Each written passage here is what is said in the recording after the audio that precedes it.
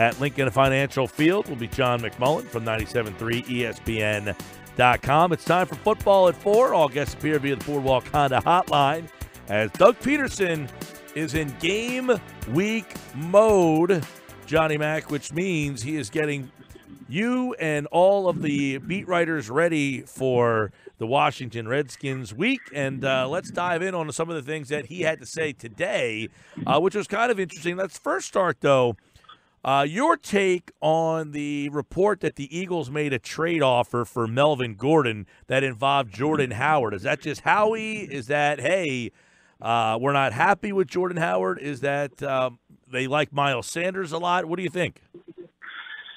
Well, I think there's a couple things. I think they do like Myles Sanders a lot. I've said from the get-go when they got Jordan Howard, it's a one-year thing no matter what happens. So I think they understand that.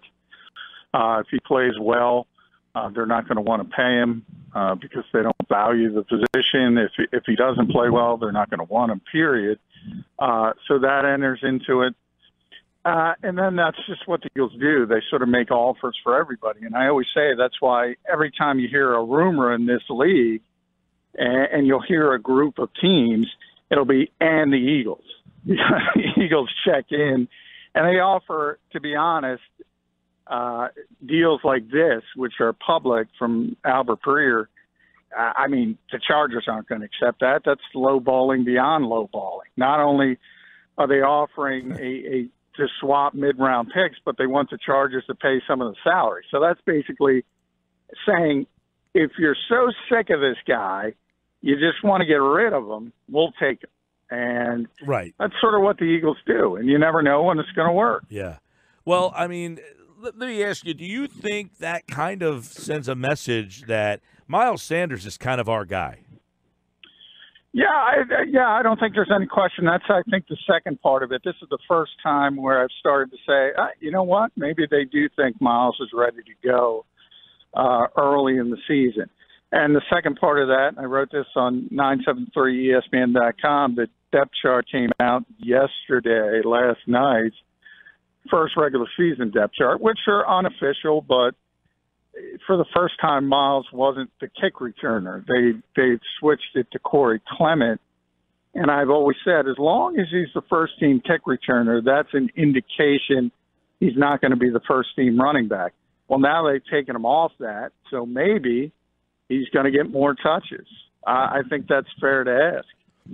Yeah, and I know when he was a little banged up and missed some time, we were wondering if they were going to trust him enough at the start of the season and that whether he was going to be behind or not. Yeah, I still think that's the ultimate question. I don't think there's any question they think he's a more explosive player. So I think the question surrounds whether he can pass protect, whether he can run routes correctly and be in the right spot to be the outlet receiver. Those are kind of important things that maybe the average fan doesn't realize. And if you make mistakes and you're not in the right spot, bad things can happen.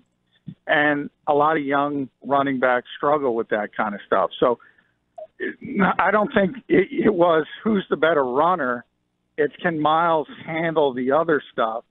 And I think we'll have our answer Sunday, because if he plays more than Jordan Howard, that means the Eagles say, yes, he can handle it. Yeah, I don't know. I mean, I almost feel like my feeling is almost like Howard gets 65% of the touches, Sproles and, Clement get about, 15 to 20, and then Howard just basically there for short yards and goal line stuff. Yeah, I mean, that could be the way they're trending. I thought it would take a little bit of time. I thought maybe they would get there by the second half of the season. Monday, it was pretty clear from the way Doug spoke that Darren's going to be the third down back. So I don't think that's any surprise. I've been talking about that since he returned. I mean, Doug just feels comfortable with him in that role. So the real question is, who's the lead back? Is it Myles or Jordan? And I think it's fair to question for the first time, maybe it's not Jordan. John McMullen, Football at 4. Follow him at JF McMullen. And that was kind of the first question at Doug today was, that he's had a committee backfield. and they was asked if it was more personal philosophy or the players that he's had, and he said it's a little bit of both, but I mean, this should be a very interesting indication on what he feels about that this year. If he kind of gives Sanders, yes, he might have a third down guy, but if Sanders is kind of the guy, like you would, like in the past, we've always kind of wondered how come he hasn't leaned on one guy. Well, that is more personnel related, and when Doug said that, he tries to couch things, and he always does. He's not a coach that is going to throw people under the bus, but behind the scenes, it's well known here that the Eagles badly wanted Christian McCaffrey in the the 2017 draft, and they if he's here, I mean, he's a 3-down back. You're not taking him off the field. I don't think they play him every single play like the Panthers do, but they've been looking for that type of back since Doug has been here. They just haven't been able to get it. They also tried to get Dalvin Cook in that same draft and weren't able to get him. So they've been looking. They haven't been able to find it, and they've done, in lieu of that, they've done the best possible and put together committees each and every year. I think there's a hope that Myles Sanders could ultimately develop into that kind of 3-down back, and if he does, there will be no more committee. Yeah, I know Carson Wentz, a lot of people talking about him. You've written about him the last couple of days, and he's healthy and he's ready to go. Do we anticipate that Doug will put a lot on his plate, right off the bat, even though he hasn't played any preseason games or anything, and he's coming off of an injury? Do we think that Carson Wentz gets a big portion of this offense thrown in his lap right off the bat, or do they ease him into this season? No, they're not easing him. I mean, this is an indication. Now, understand, he's been practicing. He hasn't missed a practice at all.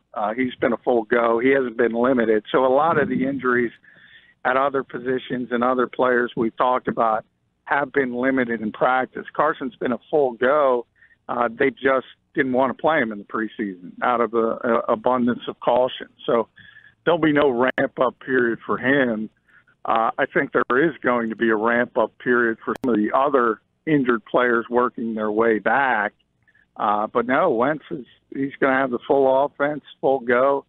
I think there's going to be some sloppiness, but I think that permeates the entire NFL, and we've talked about that a lot. I mean, people have shifted, and sort of those first 2 weeks almost serve as a bit of a preseason because so many starters across the league all over, not just quarterbacks, but many positions don't have many reps. So not only do they have to get used to playing again, get used to the contact, but they also have to get used to the conditioning aspect.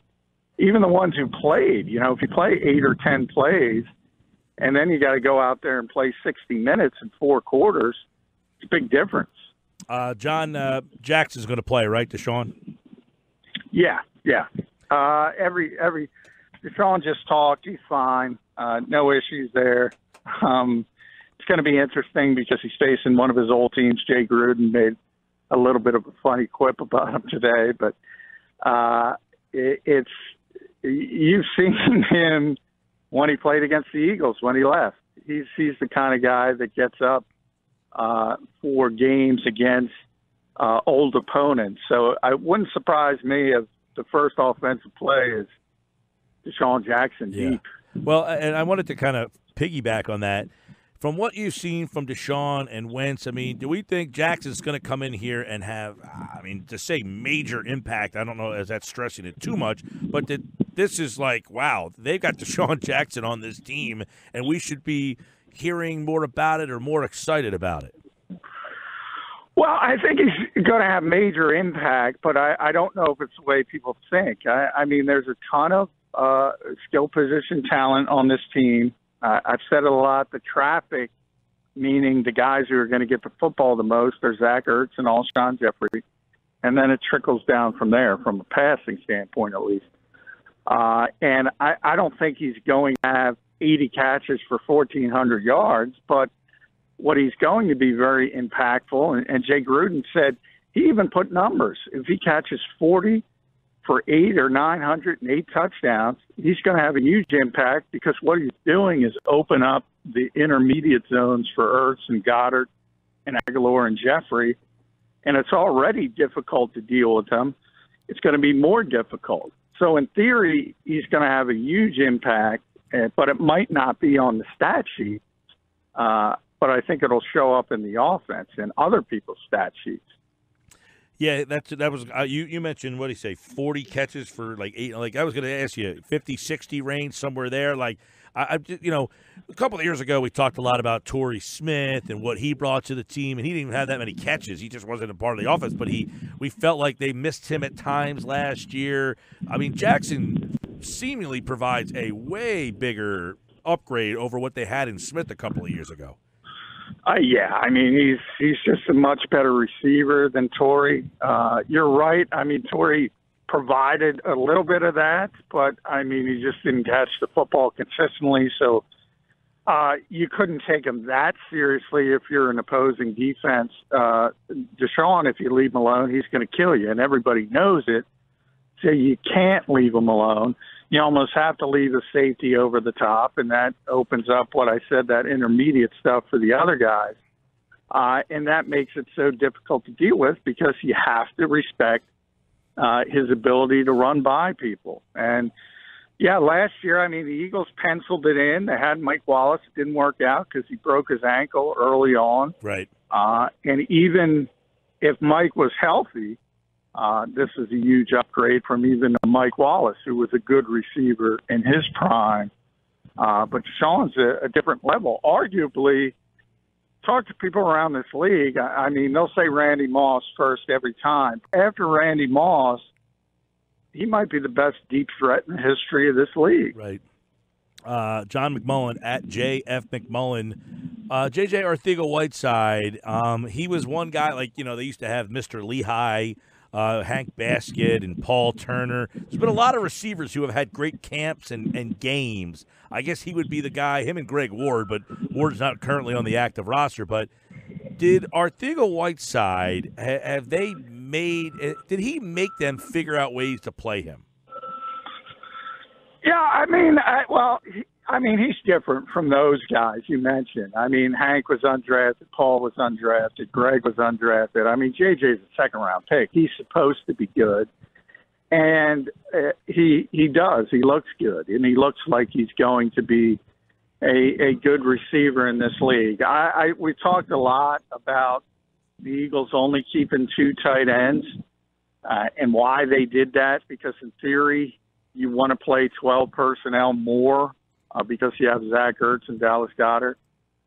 And so the conventional wisdom, and I thought this as well, you need backups if you're going to play that many tight ends. But Doug astutely pointed out, I think, well, we're playing 2 tight ends because we got two good tight ends. If you don't have 2 good tight ends, then you go play 11 personnel because you got 4 good receivers.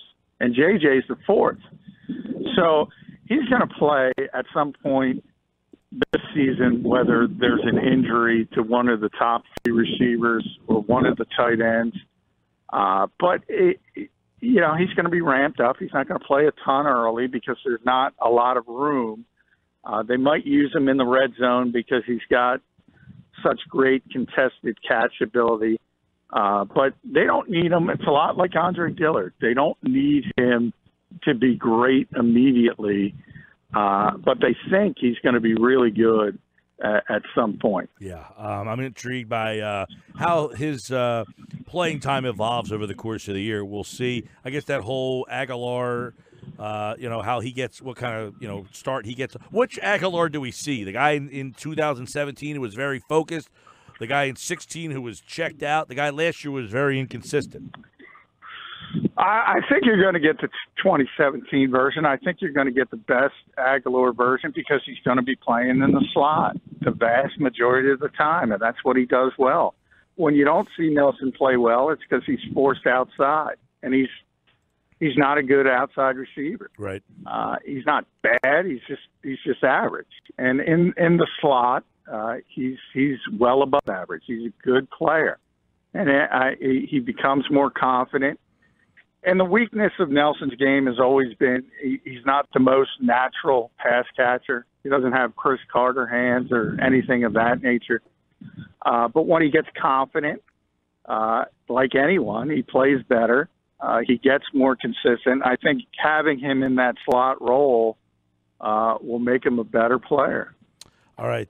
We know Washington, you wrote about this at 973ESPN.com. You can check out that piece. Looks like Trent Williams is going to be out for the game and not going to be signed and ready to go. I would say Donald Penn and Eric Flowers might be the worst left side tandem in football. Would you concur? Yeah, certainly on paper. I mean, that looks ugly. And you look at Derek Barnett, there's a lot of questions on him because he hurt his shoulder, missed essentially half of last season. And there's a lot of pressure on him, too, because everybody wanted Jadeveon Clowney. Everybody is with big names. And the Eagles didn't really have much interest because they have so much confidence in Derek Barnett. And you make those decisions as a front office. But now you got to be realistic. That puts more pressure on Derek Barnett. He's got to produce. And I think he's going to have a great opportunity to produce in week one, get off on a great foot, because Donald Penn was a good player, but that was about 6-7 years ago. Yeah, he was good when he fought the fans. What was that, 2 years ago? He's 38, I think, at this point. I mean, he's wasn't he the guy who was fighting the fan when he was the Raiders? Yeah. But he's a former Pro Bowl player. I mean, at one point, he was a legit left tackle in this league. But something that Flowers can't say. No, which Eric was drafted to be that. Yes. And a big first-round bust for the New York Giants. I mean, I think he'll be better inside than outside, but I don't want Eric Flowers playing for me. No. Malik Jackson will have his first game as an Eagle. Fletcher Cox is going to play. I think he's going to be limited from a snap count standpoint from his usual workload. But none of those guys are on this injury report that I have in front of me here. Barnett's on it. Brooks is limited. Barnett was limited, but what about Bradham? Yeah, Bradham said he's ready to go as well. And Darby? Ronald said he's ready to go. Now, everyone says this. It doesn't mean I knew they would send the injury report when we get out of the locker room, so I don't have it in front of me. I got it here. It's did not participate. Camus, Mailata, Sudfeld, limited. Barnett, Brooks, Rudy Ford, Jason Kelsey, not injury related. And nobody else listed. Yeah, it's pretty amazing. And Exhibit 4,561 that the preseason means nothing. They just shut these guys down, and the entire time they were saying week one. And at some point, because you go through this process, you say, really? Right. I mean, they're going to be out there playing? And Fletcher, particularly because he hasn't practiced at all. Well, the Brandon Brooks, I mean, he had an Achilles injury, and the guy's 350 pounds. Well, yeah, that's what I said. I still think the two guys who I would be most concerned, Nigel was in this category as well, but he changed today. Nigel, I said, because 2 weeks ago, he flat out said he didn't know if he was going to be ready for week one. So that's why there was some concern over him. Today, he said he's ready to go. So he should be out there.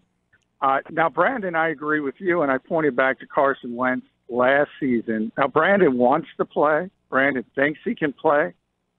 But so did Carson last year. And he wanted to play. He pushed to play week one, and they wouldn't let him. So I kind of say the same thing you just did. Why, if you're going to be ultra cautious with such a key player 1 year, are you going to let a 350-pound guy coming off an Achilles who's not 8 months off it, you're going to play him week one when you have a really good backup in Halapula Vati? It just doesn't make sense. Well, and, I saw Emmanuel Sanders. They're, saying how he's, they're out there calling him, robotic, the fact that he's out in the field. He's a wide receiver. This guy's 350. Well, that's what I mean. It's crazy. I wouldn't play him. Yeah. I mean, there's a difference between feeling good and feeling the same, and then going out and playing an NFL game where there's really good defensive linemen. People can make fun of Washington, but the strength of that team is their defensive front. Yeah. I mean, they got the two kids from Alabama who are really good. They got Ryan Kerrigan. They got Montez Sweat. They got some players up front. I mean, Vaitai's good. Maybe if you didn't have, if you didn't have a viable backup, I could understand it a little bit more. But I don't know why you have to rush it. Like if Eric Flowers was your backup plan. Yeah. Maybe I change. Exactly. Maybe I change my thought process. Yeah. And then the fact that you're playing the Redskins and you're supposed to beat them by 10 points, whatever. They're 9.5-point favorites. So you got to use some strategy at that point and say, you know what, we're going to rest Brandon. I think that's the way they're going to go. But we'll see. All right. Well, I know Doug was asked about the Redskins today. He mentioned Norman, who will shadow Jeffrey. Kerrigan, I know yesterday Lane said he's a pain in the ass to play. Geis is back. He was not there last year. We'll see what happens with Reed, the tight end. But it will be interesting to see. You mentioned the spread. A lot of people think this Eagles team is just flat out better, and we'll take a closer look at it tomorrow at Football at 4. The coordinators talk. We'll have more insight on this with Johnny Mack. Follow him on Twitter at JFMcMullen, and go to 973ESPN.com for all of his information on this week's game. All right, pal, we'll talk tomorrow. All right, thanks, Mike. McMullen, of course, Football at 4. John McMullen, like all guests, appeared via the Boardwalk Honda hotline.